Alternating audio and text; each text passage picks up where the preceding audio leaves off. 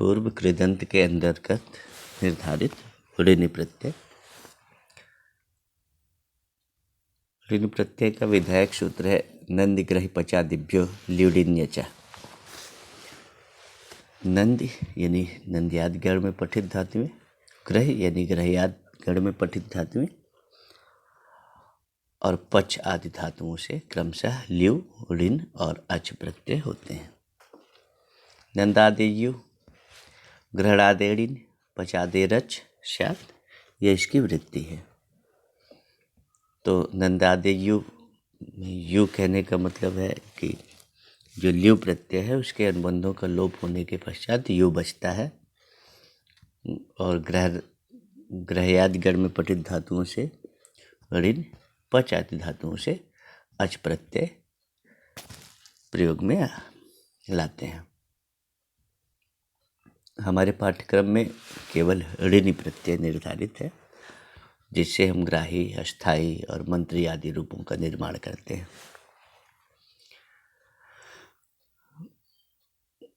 ग्राही रूप बनाते हैं गृह्णातीति यानी ग्रहण करने वाला, इसमें ग्रह उपादानी धातु है। तो ग्रह धातु से नंदिग्रहि पचादिभ्यो ल्युडिन्यच सूत्र से ऋणि प्रत्यय अनुबंध लोप करते हैं, इन बचता है। ऋण के ऋकार की चुटु से और अंत इकार की उपदेशया जनुनासिक इत से इत संज्ञा और तस् लोपा से दोनों का लोप होके इन बचता है। तो ग्रह धन इन रूप बना।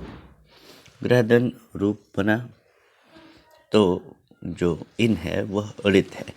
ऋत होने के कारण अत उपधा या सूत्र से अदंत उपधा, अदंत धातु की उपधा को वृद्धि होती है।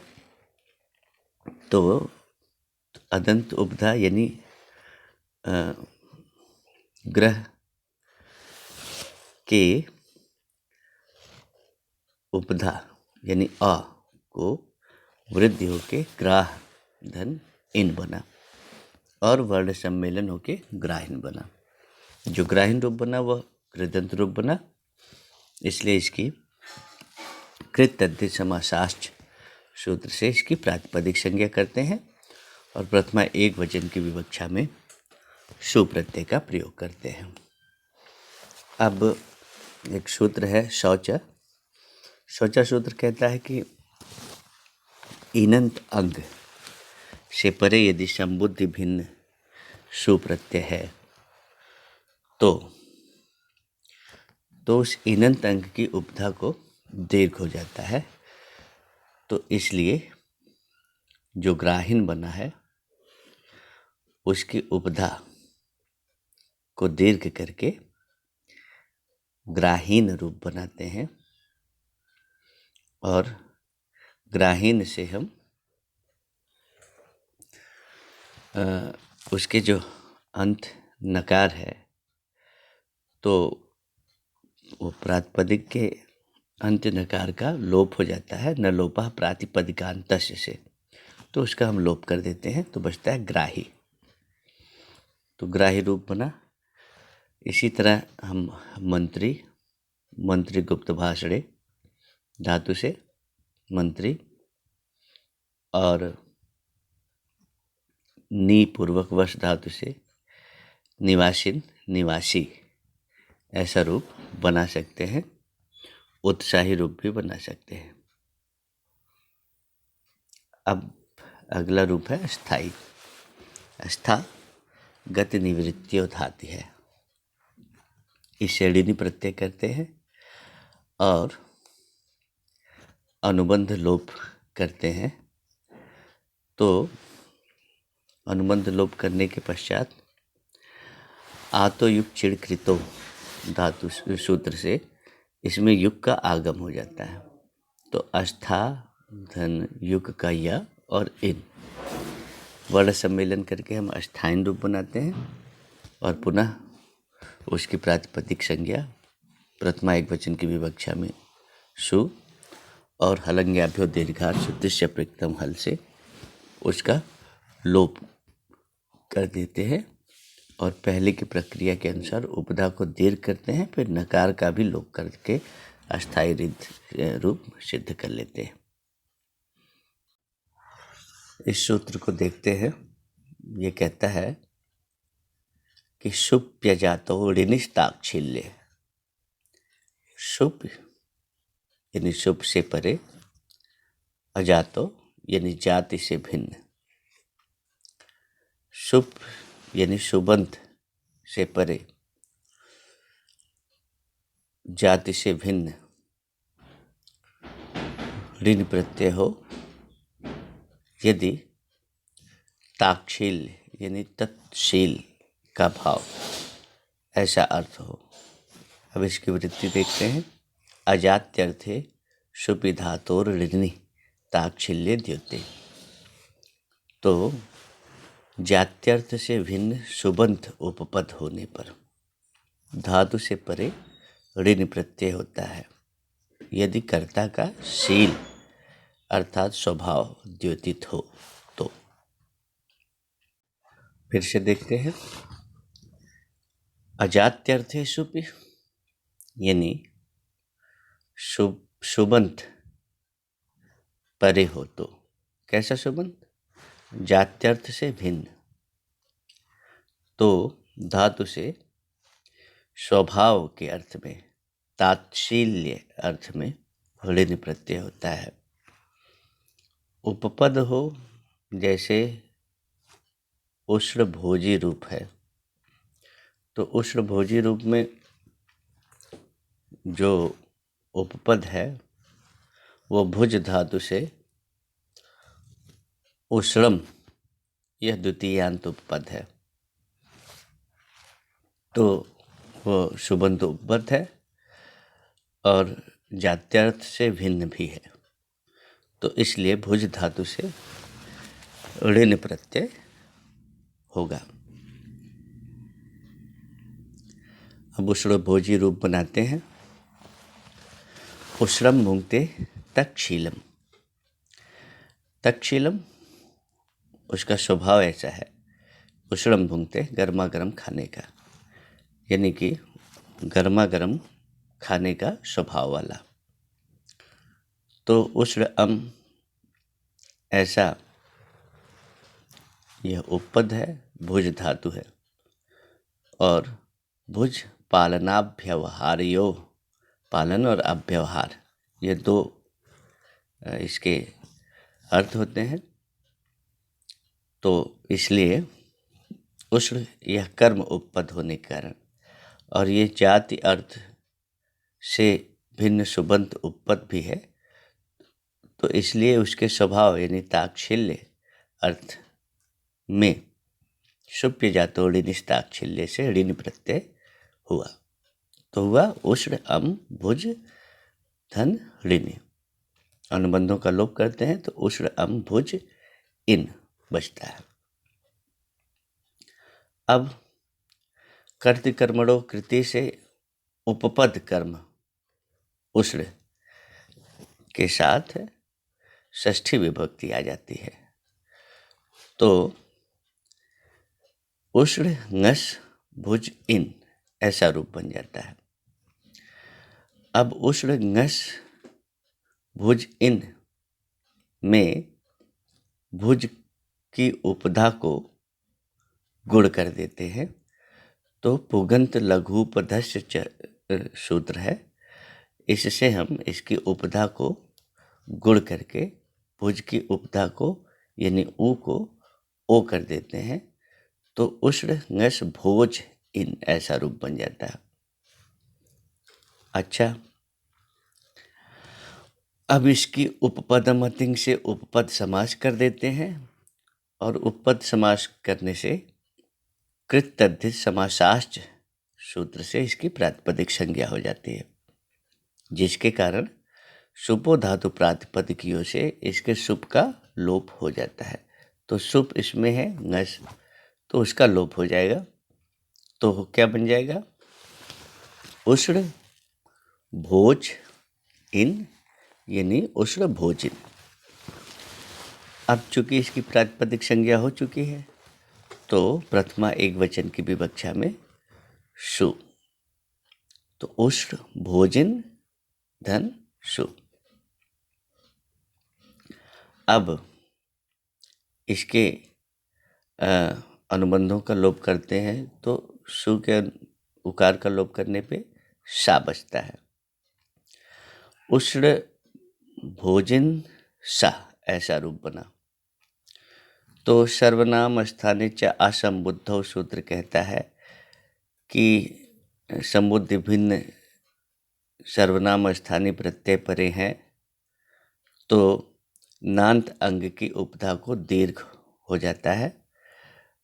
तो उष्णभोजिन नान्त अंग है और उष्णभोजिन सा, तो इसकी नान्त अंग की उपधा यानी जो भोजन में ई है उसको ई कर देते हैं तो हो जाएगा उष्णभोजीन सा।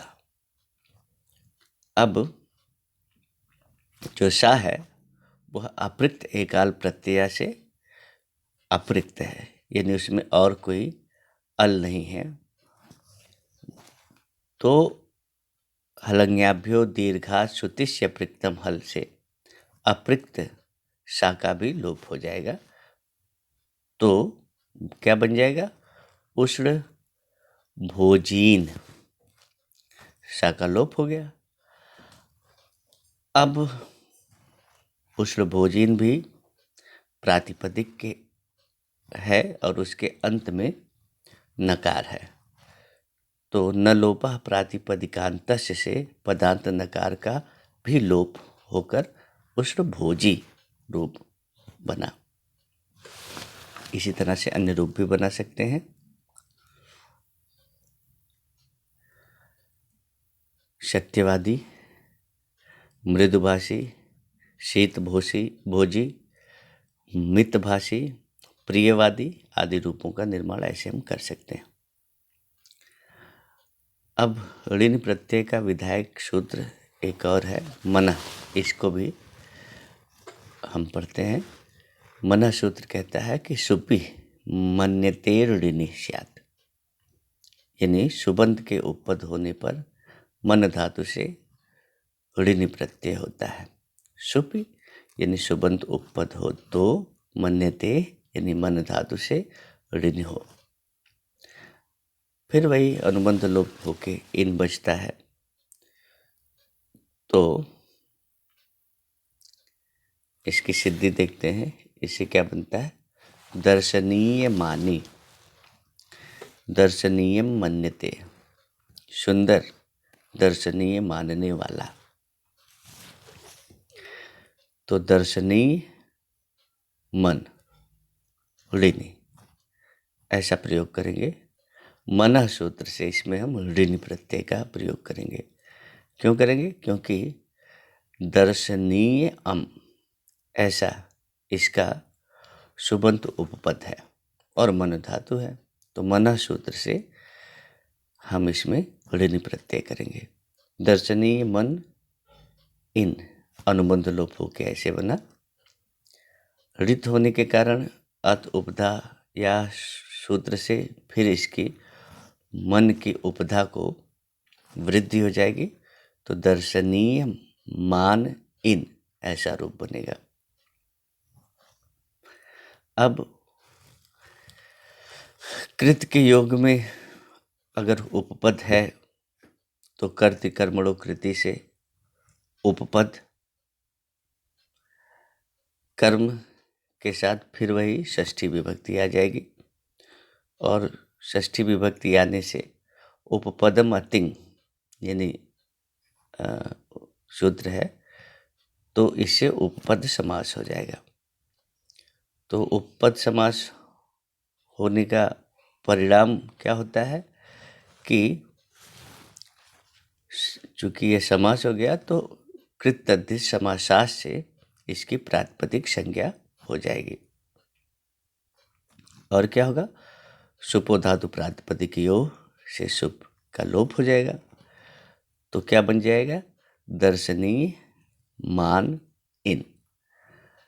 अब हम इसको जोड़ेंगे तो दर्शनीय मानिन ऐसा रूप बनेगा। अब प्रातिपदिक संज्ञा हो ही चुकी है, तो इसलिए हम प्रथमा एक वचन की विवक्षा में सु प्रत्यय लगाते हैं। सु के अनुबंधों का लोप होता है तो सा बचता है, और सर्वनाम स्थाने चा संबुद्धौ सूत्र से नान्त अंग की उपधा को दीर्घ कर देते हैं। तो मानिन में जो ह्रस्व इकार है उसको दीर्घ करके दर्शनीय मानिन सा ऐसा रूप बनाते हैं।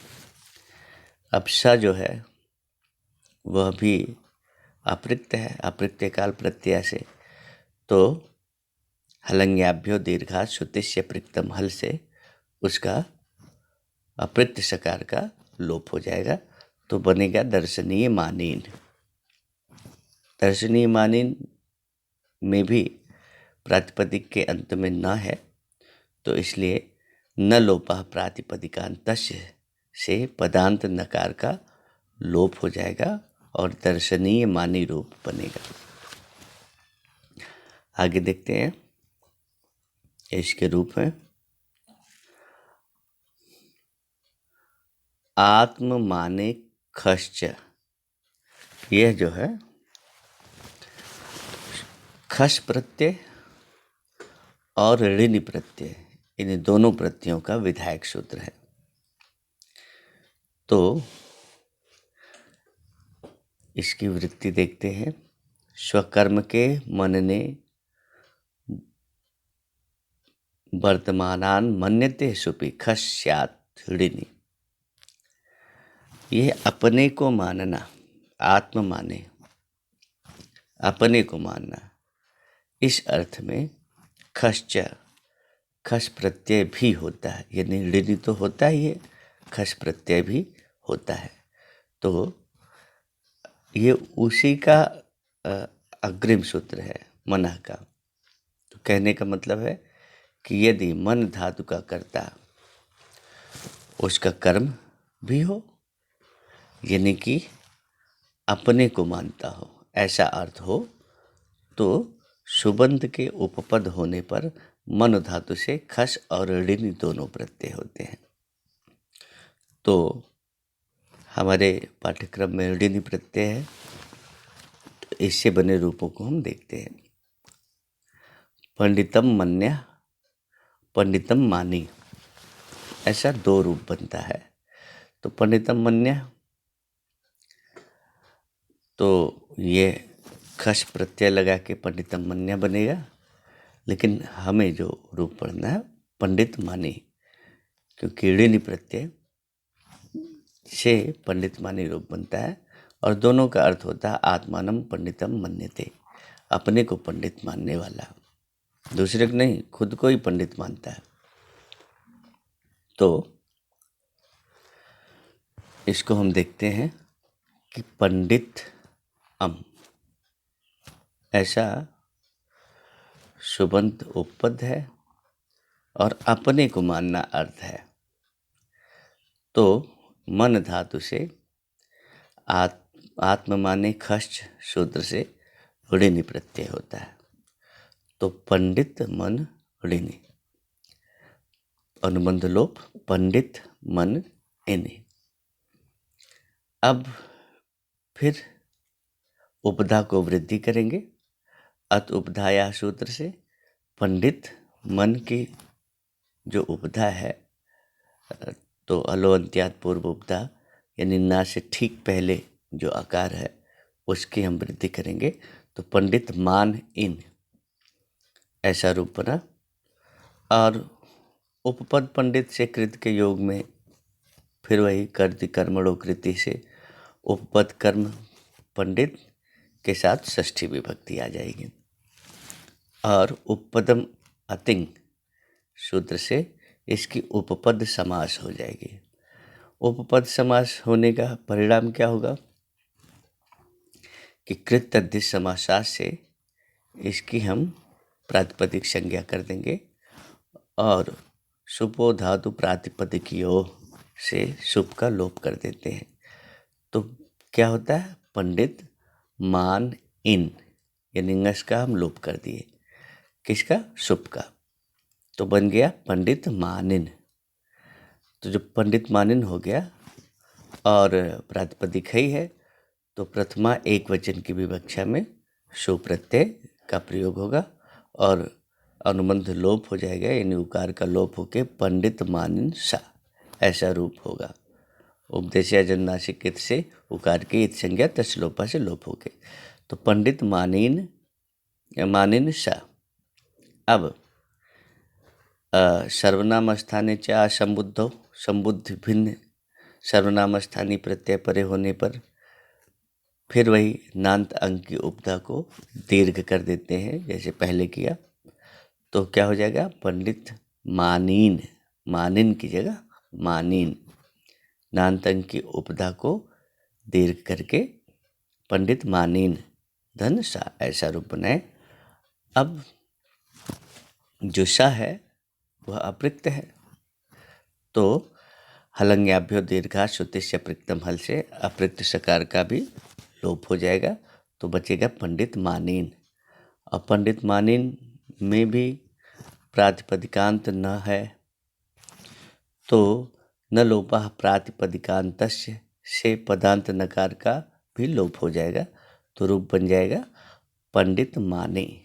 पंडित माने अपने आप को पंडित मानने वाला, अपने आप को पंडित मानता है। इसी तरह शूरम मन्यते, आत्मानम शूरम मन्यते, शूर माने और रूप बना सकते हैं वीर माने, धन्य माने, ईश्वर माने, विद्वान माने आदि ऐसे रूप बना सकते हैं। अब ऋण प्रत्यय का विधान करने वाला अगला सूत्र है करणे यजा। करणे उपपदे भूतार्थे यजेर ऋणी करतरी। करण के उपपद होने पर भूतकाल की क्रिया के वाचक यज धातु से, ध्यान दीजिएगा, भूतकाल की क्रिया के वाचक यज धातु से कर्ता अर्थ में ऋणी प्रत्यय होता है।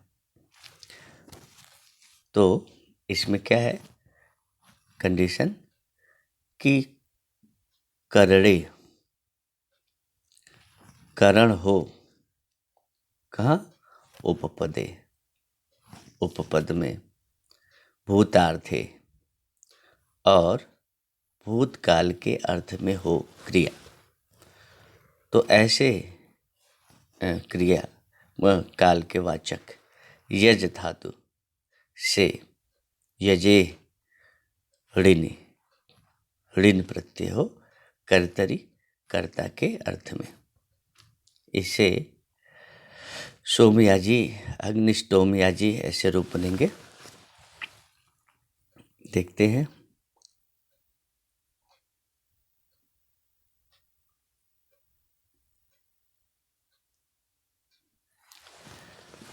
सोम याजी रूप बनाते हैं।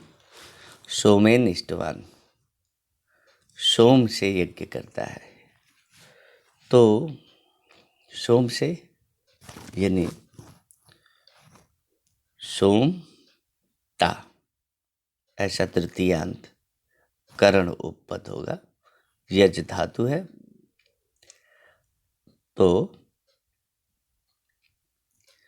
भूतकाल में प्रयोग हुआ है तो जिसने सोम से यज्ञ कर लिया है तो इसका रूप बनाते हैं। फिर सोमटा है करण उपपद में, यज धातु है भूतकालिक और फिर करणे यजा सूत्र से इसमें हम ऋण प्रत्यय का प्रयोग करते हैं। यह प्रयोग भूतार्थ में हुआ है, यानी भूतार्थ में ऋण का प्रयोग हुआ। सोमटा यज इन ऐसा रूप बना। अब फिर वही तो अत उपधाया सूत्र से यज की उपधा को वृद्धि कर देंगे तो सोमटा याज इन ऐसा रूप बनेगा। और अब सोम टा याज इन इसको हम जब जोड़ेंगे तो सोमटा धन याजिन ऐसा रूप बनेगा। अब कर्ति कर्मणो कृति से उपपद के उपपद कर्म सोम के साथ षष्ठी विभक्ति आ गई, तो षष्ठी समास उपपदम अतिंग से इसकी हम उपपद समास संज्ञा कर देंगे षष्ठी आने से। और उपपद समास होने के कारण कृत तद्धित समासास से इसके प्रातिपदिक संज्ञा होने के कारण सुपो धातु प्रातिपदिकियों से सुप का लोप हो जाएगा। तो क्या बचेगा?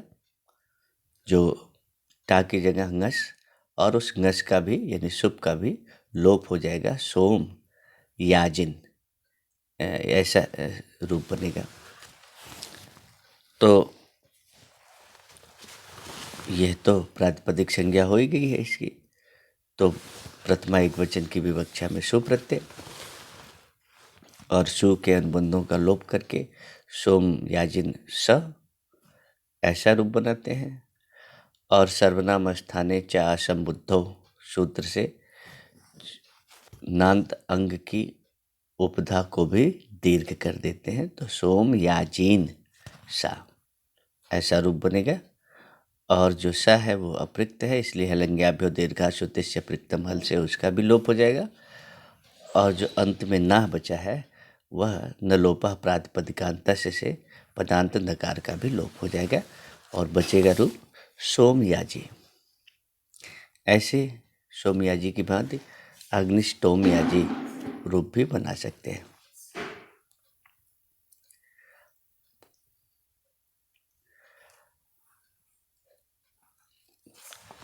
एक सूत्र है कर्मण्यण। यद्यपि यह पाठ्यक्रम में नहीं है, लेकिन गत वर्षों में इससे प्रश्न कई बार पूछे गए हैं, क्योंकि पहले ये पाठ्यक्रम में था और इससे प्रश्न पूछे जाते रहे हैं। तो कर्म उपपद हो तो धातु से अण प्रत्यय होता है कर्मण्यण। कर्मणि उपपदे धातु रण प्रत्यय स्यात्, यानी कर्म उपपद हो तो धातु से अण प्रत्यय होते हैं। इससे हम कुंभकारा रूप बनाते हैं। देखते हैं कुंभकारा। कुंभम करोति थी कुंभकारा, तो डुकरी करड़े धातु है, घड़ा बनाता है ऐसा इसका अर्थ होता है। तो कुंभ अम यह द्वितीयांत कर्म उपपद है, घड़े को बनाता है तो कर्म उपपद है और क्री धातु है। तो क्री धातु से कर्म उपपद होने के कारण हम कर्मण्यण सूत्र से अण प्रत्यय लगाते हैं। तो कुंभ अम क्री अ ऐसा रूप बनता है।